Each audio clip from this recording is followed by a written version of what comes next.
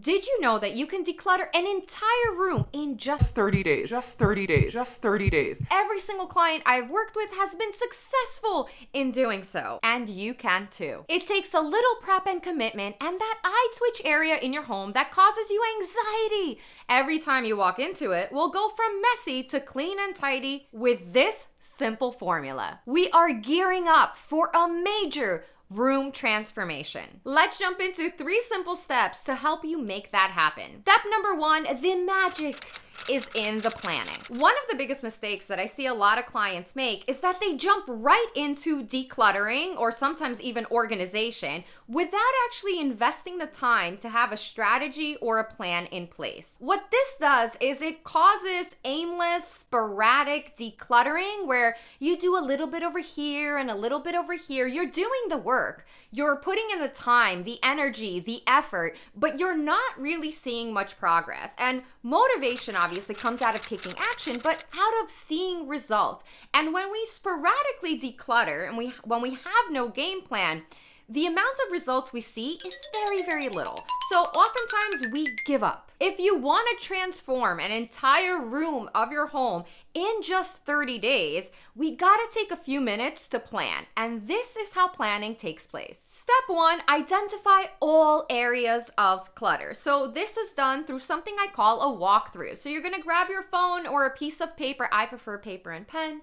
You're going to walk around your home. You're going to connect to your space and you're going to write down all the areas of clutter. So your kitchen, your entryway, your bathroom, your master bedroom, your closet, whatever. You're going to make a quick, simple list. Once you've completed your list, you're going to label the items on a scale of 1 to 5 in order of importance. So number 1 is must get done. These are your eye twitch areas.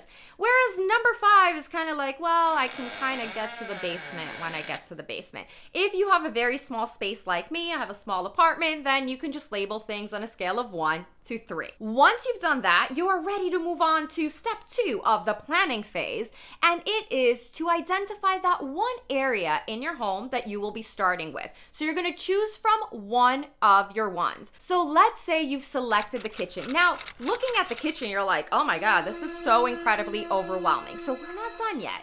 You're going to take the kitchen, going to write kitchen on top, and then you're going to break up your kitchen into smaller, more manageable projects, right? This relieves the stress, relieves the overwhelm, and serves as a guide, as a roadmap of what you will be decluttering in small, short sprints. Number 3 of the planning phase is to pencil it in. The truth is, if you don't schedule it in, it probably won't happen and you're gonna give into the dreaded procrastination bug. All right, so now that we took a moment to plan, which is important, please do not skip step 1 if you are committed to decluttering an entire room. So we made our game plan. We are ready to move on to step 2. Step 2 is to simply stick with your schedule. Now, it sounds simple enough, yet a lot of times we have a lot of momentum that first week. We're like, yeah, we're doing it, and then something happens and we're like, oh man, I don't want to do this anymore. If you want to declutter an entire room and go room by room, right, and declutter your entire home this year, you got to stick to your schedule. So how do we do that? Here's an example of one of my clients who was able to declutter her entire kitchen in just 30 days. This was her schedule, and I held her accountable to it. While she noted 30 minutes during weekdays, she frequently went over. So I encourage you to commit to a realistic number that fits in with your lifestyle and time constraints. Declutter in 15-minute increments, declutter in 30-minute increments, 60-minute increments if you can stretch it. When I'm working with clients, one of the things that I've observed is they want to overcommit to the time that they're going to be decluttering. And then what happens is they're disappointed when, they have 3 kids in the home and a partner and they have to cook and they have to go to work and they're like, Margo, I can't find 2 hours. And I'm like, because we're overcommitting. So it's best practice to undercommit. So if you think you can do 30 minutes, maybe start with 20. And then if you go over the clock, well, that's just bonus points. The point is you could always adjust the frequency and how often per week you do it. But start with something that is reasonable. A great practice to sticking with your schedule is also to set alarms. The reality is we're busy.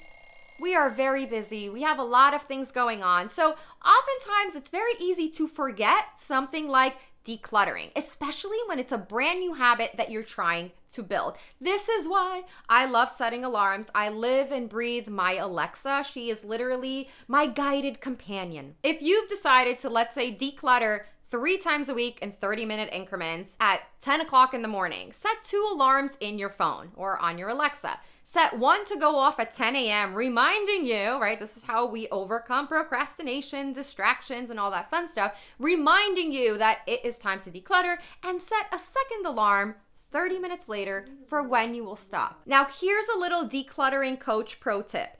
On days when you are not scheduled to declutter, so let's say you're doing 2 days a week or 3 days a week, that doesn't mean that you don't declutter. So we want to continue with the maintenance, the building the habit, the momentum, and the motivation. So when I work with clients, I encourage them on days that they don't have a decluttering session, simply toss 1 to 5 random items around the house. This could be a paper clip, it could be a book, it could be a piece of paper, it could be, a broken picture frame, whatever it is. Every single one of us can find 1 to 5 random items a day to get rid of. And of course, don't forget your supplies. If you are venturing in on the decluttering journey, the last thing you want to happen to you is you don't have garbage bags or boxes to get rid of your stuff. And it's just sitting there in piles. I've been there, okay? Learn from my mistakes. Prep in advance. Get supplies. I recommend that you purchase black garbage bags, not bags that are see-through. Because if you're somebody who struggles with decision fatigue and the remorse of letting go, if you have things sitting in clear bags in your living room or your entryway waiting to be either thrown out or recycled or donated, you probably will be very tempted to take some items out. So black garbage bag hides it all. If you can't see it, you can't go through it. Get into the habit of getting stuff out of your house as quickly as possible. Don't let it sit there. If you're getting value from my video, contribute to my coffee addiction by smashing that like button. And step number 3 for decluttering your home in 30 days is to not do it alone. Statistically, your chances of completing or rather finishing a project go up by 92% if you have an accountability partner. One of the things that I see very, very often is that we will start and we will stop. Think about New Year's resolutions.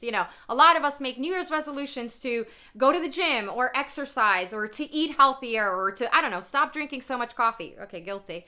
And we're not successful. After a week, after 2 weeks, maybe after a month, we completely give up. Well, statistically, if you have somebody that you're reporting to, it could be somebody you're doing it with, or somebody that's merely checking in on you and saying, status update, what did you declutter today? And keeping you accountable to your schedule, your chances of success go up by 92%.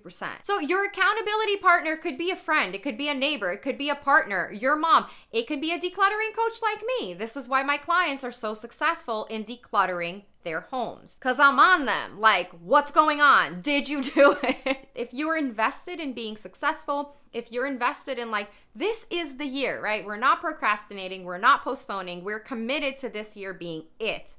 Invest in accountability partner. For how we can work together, you can check out more information in the description below. And of course, don't forget to celebrate your wins along the way. For more on how you can create a decluttering plan, you can check out this video here.